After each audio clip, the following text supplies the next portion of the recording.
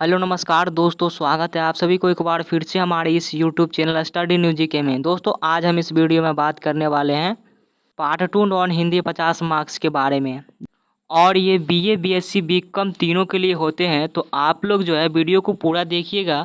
और ये वीडियो जो है मैंने प्रैक्टिस सेट के तौर पर ही बनाए हैं, तो आप लोग वीडियो को अंत तक देखिएगा और जितना हो सके अपने दोस्तों के साथ शेयर ज़रूर कीजिएगा। तो चलिए दोस्तों हम वीडियो को शुरू करते हैं।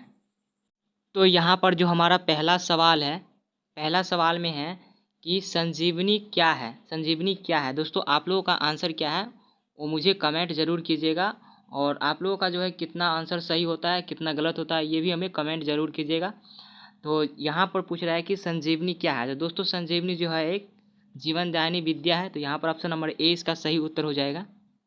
उसके बाद अगला सवाल है, यहाँ पर अगला सवाल में पूछा जा रहा है कि संजीवनी किस तरह का काव्य है। संजीवनी किस तरह का काव्य है, यहाँ पर ऑप्शन है महाकाव्य, खंड काव्य, मुक्तक काव्य और इनमें से कोई नहीं। तो दोस्तों आप लोगों का क्या आंसर है वो मुझे कमेंट जरूर कीजिएगा। तो संजीवनी जो है वो एक खंड काव्य है, तो यहाँ पर जिसका ऑप्शन नंबर बी सही उत्तर हो जाएगा, खंड काव्य। उसके बाद यहाँ पर तीसरा नंबर सवाल है कि निम्न में से किस रचना में देवता और असुर की कथा को स्थान दिया गया है ना। निम्न में से किस रचना में देवता और असुर की कथा को स्थान दिया गया है। तो यहाँ पर ऑप्शन है साकेत, बी है सरोज, समृति और संजीवनी, और डी में यहाँ पर है सामधेनी। तो यहाँ पर जो इसका सही उत्तर हो जाएगा, आप लोग का क्या है मुझे कमेंट जरूर कीजिएगा। यहाँ पर हमारा सही उत्तर है ऑप्शन नंबर सी हो जाएगा, संजीवनी में। उसके बाद यहाँ पर 4 नंबर सवाल है कि जीवन जीवन और यौवन का कवि किसे कहा गया है। तो दोस्तों जीवन और यौवन का कवि जो कहा गया है किससे कहा गया है। तो यहाँ पर जो इसका सही उत्तर हो जाएगा ऑप्शन नंबर सी हो जाएगा, आरसी प्रसाद जी को कहा गया है। तो यहाँ पर ऑप्शन नंबर सी इसका सही उत्तर हो जाएगा। उसके बाद यहाँ पर अगला सवाल है, 5 नंबर सवाल है कि संजीवनी विद्या के जानकार कौन थे। तो संजीवनी विद्या के जानकार कौन थे, यहाँ पर ऑप्शन है शुक्राचार्य, बृहस्पति, ब्रह्मा और नारद। दोस्तों संजीवनी विद्या के जानकार थे वो शुक्राचार्य थे, तो यहाँ पर ऑप्शन नंबर ए इसका सही उत्तर हो जाएगा। उसके बाद यहाँ पर 6 नंबर सवाल है, 6 नंबर सवाल में कि कच्छ शुक्राचार्य के पास किस लिए आया था। कच्छ शुक्राचार्य के पास किस लिए आया था। तो यहाँ पर ऑप्शन है ज्ञान के लिए, संजीवनी विद्या सीखने, उपयुक्त दोनों, और डी में है इनमें से कोई नहीं। दोस्तों कच्छ जो है शुक्राचार्य के पास संजीवनी विद्या सीखने आया था, तो यहाँ पर ऑप्शन नंबर बी जो इसका सही उत्तर हो जाएगा। उसके बाद यहाँ पर 7 नंबर सवाल है कि संजीवनी की नायिका है। संजीवनी की नायिका है, तो दोस्तों संजीवनी की नायिका यहाँ पर ऑप्शन है देवयानी, कच्छ, उर्वशी और यहाँ पर डी में है इनमें से कोई नहीं। तो दोस्तों संजीवनी की जो नायिका है वो कौन है, तो देवयानी है। तो यहाँ पर ऑप्शन नंबर ए इसका सही उत्तर हो जाएगा। उसके बाद यहाँ पर 8 नंबर सवाल है कि देवताओं के गुरु माने जाते हैं, देवताओं के गुरु माने जाते हैं। तो यहाँ पर ऑप्शन है ए शुक्राचार्य, बृहस्पति, श्री नारद और डी इनमें से कोई नहीं। दोस्तों देवताओं के गुरु माने जाते हैं, तो देवताओं के गुरु बृहस्पति को माना जाता है। तो यहाँ पर जो इसका सही ऑप्शन नंबर बी हो जाएगा। उसके बाद अगला सवाल है, 9 नंबर सवाल है कि कच्छ किस रचना का पात्र है। कच्छ जो है वो किस रचना का पात्र है। तो यहाँ पर ऑप्शन है पाषाणी, संजीवनी और सीमे कामायनी, यहाँ पर डी में इनमें से कोई नहीं। तो दोस्तों कच्छ किस रचना का पात्र है, तो कच्छ जो है संजीवनी का पात्र है। तो यहाँ पर ऑप्शन नंबर यहाँ पर 20 का सही उत्तर हो जाएगा, संजीवनी। उसके बाद यहाँ पर 10 नंबर सवाल है, 10 नंबर में है कि संजीवनी शीर्षक रचना के रचनाकार है। तो दोस्तों संजीवनी शीर्षक रचना के जो रचनाकार कौन है, तो यहाँ पर जो ऑप्शन है आरसी प्रसाद सिंह, जयशंकर प्रसाद, मोहनलाल महतो, यहाँ डी में है इनमें से कोई नहीं। तो दोस्तों संजीवनी शीर्षक रचना का जो रचनाकार है वो आरसी प्रसाद सिंह है। तो यहाँ पर ऑप्शन नंबर ए इसका सही उत्तर हो जाएगा। अगला सवाल 11 नंबर सवाल है कि संजीवनी काव्य की भाषा क्या है। संजीवनी काव्य की भाषा क्या है। यहाँ पर ऑप्शन है बंगला, बी है अवधी, सी है खड़ी बोली और डी है इनमें से कोई नहीं। दोस्तों संजीवनी काव्य की जो भाषा है वो कौन सी है, तो खड़ी बोली है। तो यहाँ पर ऑप्शन नंबर जो है सी इसका सही उत्तर होगा। अगला सवाल 12 नंबर सवाल है कि शुक्राचार्य, यहाँ पर 12 नंबर सवाल में है कि शुक्राचार्य किस रचना से संबंधित है। शुक्राचार्य जो है किस रचना से संबंधित है। ऑप्शन ए है संजीवनी, पाषाणी, पंचवटी और लहर। दोस्तों शुक्राचार्य जी किस रचना से संबंधित है, तो यहाँ पर जिसका सही उत्तर हो जाएगा ऑप्शन नंबर यहाँ पर ये हो जाएगा संजीवनी से। उसके बाद यहाँ पर 13 नंबर सवाल है कि पंचानन किसे कहा जाता है। पंचानन किसे कहा जाता है। तो यहाँ पर ऑप्शन है विष्णु, बी है इंद्र, सी है शिव और डी है इनमें से कोई नहीं। तो दोस्तों पंचानन किसे कहा जाता है, तो पंचानन जो है वो भगवान शिव को कहा जाता है। तो यहाँ पर ऑप्शन नंबर जो है सी इसका सही उत्तर हो जाएगा। 14 नंबर सवाल है कि भारत भारती पुरस्कार से सम्मानित कवि है। दोस्तों भारत भारती पुरस्कार से सम्मानित कवि है, यहाँ पर ऑप्शन है आरसी प्रसाद सिंह, जानकी वल्लभ शास्त्री, उपयुक्त दोनों और इनमें से कोई नहीं। तो यहाँ पर जिसका सही उत्तर हो जाएगा ऑप्शन नंबर यहाँ पर बी हो जाएगा, जानकी वल्लभ शास्त्री, जो कि भारत भारती पुरस्कार से सम्मानित कवि है। अगला सवाल है 15 नंबर सवाल है कि गौतम किस रचना का पात्र है। गौतम जो है किस रचना का पात्र है। यहाँ पर ऑप्शन है गंगावतरण, पाषाणी, उर्वशी और इनमें से कोई नहीं। तो दोस्तों गौतम जो है वो पाषाणी का पात्र है। तो यहाँ पर ऑप्शन नंबर बी इसका सही उत्तर हो जाएगा। 16 नंबर सवाल है आशा किस रचना की पात्र है। तो आशा किस रचना की पात्र है। दोस्तों आशा जो है गंगावतरण, वासंती, मंजरी और वर्षी। तो आशा जो है किस रचना की पात्र है। तो यहाँ पर जो इसका सही उत्तर हो जाएगा ऑप्शन नंबर सी हो जाएगा, मंजरी का।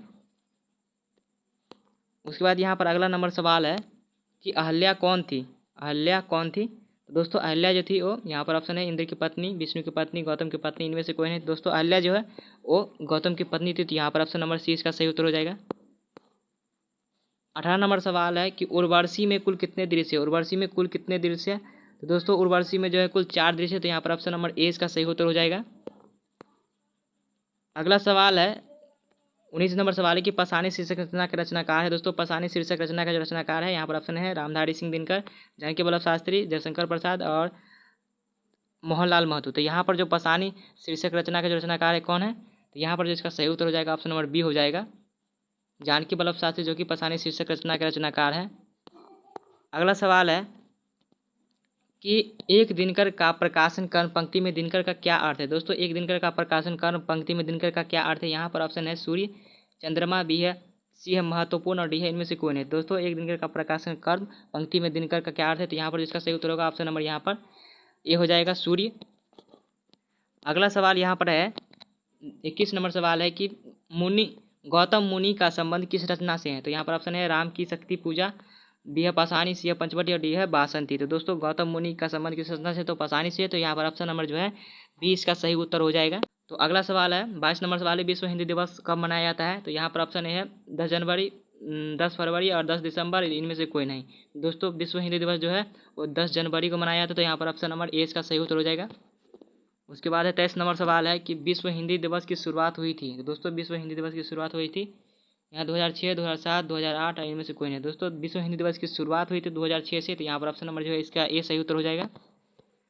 24 नंबर सवाल है कि भारत में सबसे अधिक बोले जाने वाली भाषा कौन सी है। तो दोस्तों भारत में सबसे अधिक बोले जाने वाली भाषा यहाँ पर ऑप्शन है इसका सही उत्तर हो जाएगा। यहाँ पर ऑप्शन नंबर ए हो जाएगा, हिंदी, जो कि भारत में सबसे अधिक बोली जाती है। उसके बाद जो है यहाँ पर दूसरा सवाल है कि हिंदी भाषा किस लिपि में लिखी जाती है। यहाँ पर ऑप्शन है गुरुमुखी, ब्राह्मणी, देवनागरी और सौराष्ट्र। दोस्तों हिंदी भाषा जो है देवनागरी में लिखी जाती है। तो यहाँ पर ऑप्शन नंबर सी इसका सही उत्तर हो जाएगा। 26 नंबर सवाल है कि संक्षेपण के गुण हैं। दोस्तों संक्षेपण का गुण है यहाँ पर, संक्षेपण का गुण क्या है, संक्षिप्त। तो यहाँ पर जो इसका सही उत्तर हो जाएगा ऑप्शन नंबर यहाँ पर जो है डी इसका सही उत्तर हो जाएगा, उपयुक्त सभी, संक्षिप्त, स्पष्ट, पूर्णता और स्पष्टता और उपयुक्त सभी। यहाँ पर ऑप्शन नंबर डी इसका सही उत्तर हो जाएगा। अगला सवाल यहाँ पर है कि पल्लव का दूसरा नाम है। तो दोस्तों पल्लव का दूसरा नाम क्या है। तो पल्लव का जो दूसरा नाम है वो भाव विस्तार है। तो यहाँ पर ऑप्शन नंबर जो है इसका ए सही उत्तर हो जाएगा।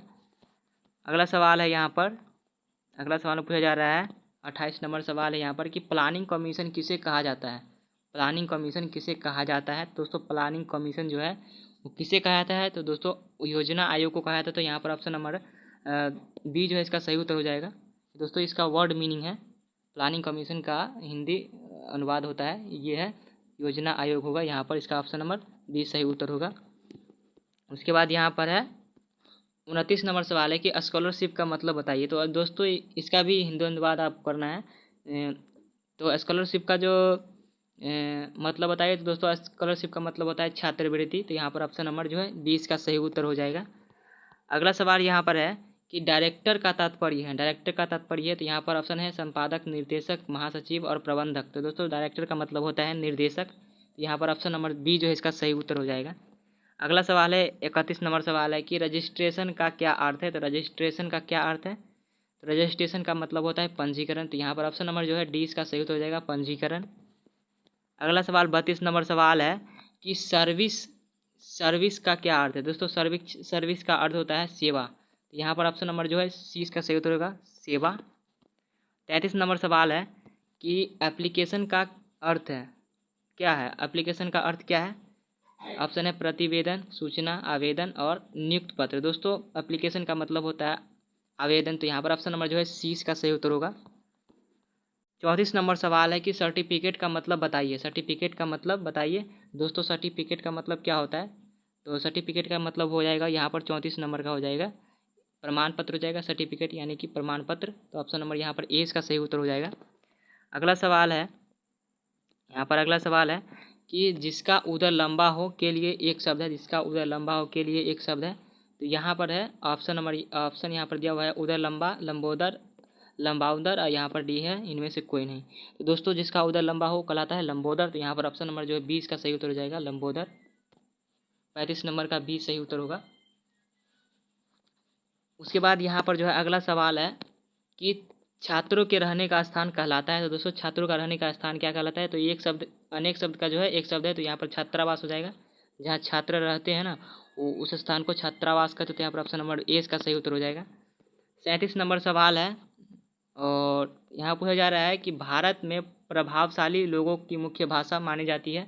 दोस्तों भारत में प्रभावशाली लोगों की मुख्य भाषा क्या मानी जाती है? तो हिंदी। यहाँ पर ऑप्शन नंबर जो है 20 का सही उत्तर हो जाएगा।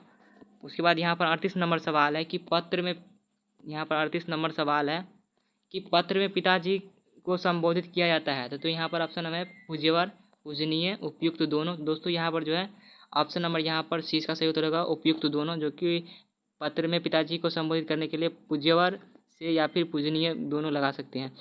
उसके बाद जो है 39 नंबर सवाल में पूछा जा रहा है कि पल्लव किसी भाव को किस रूप में व्यक्त करता है। तो दोस्तों पल्लव जो है किसी भाव को किस रूप में व्यक्त करता है? तो यहाँ पर जो इसका सही उत्तर होगा विस्तार के रूप में। यहाँ पर ऑप्शन नंबर ए इसका सही उत्तर हो जाएगा।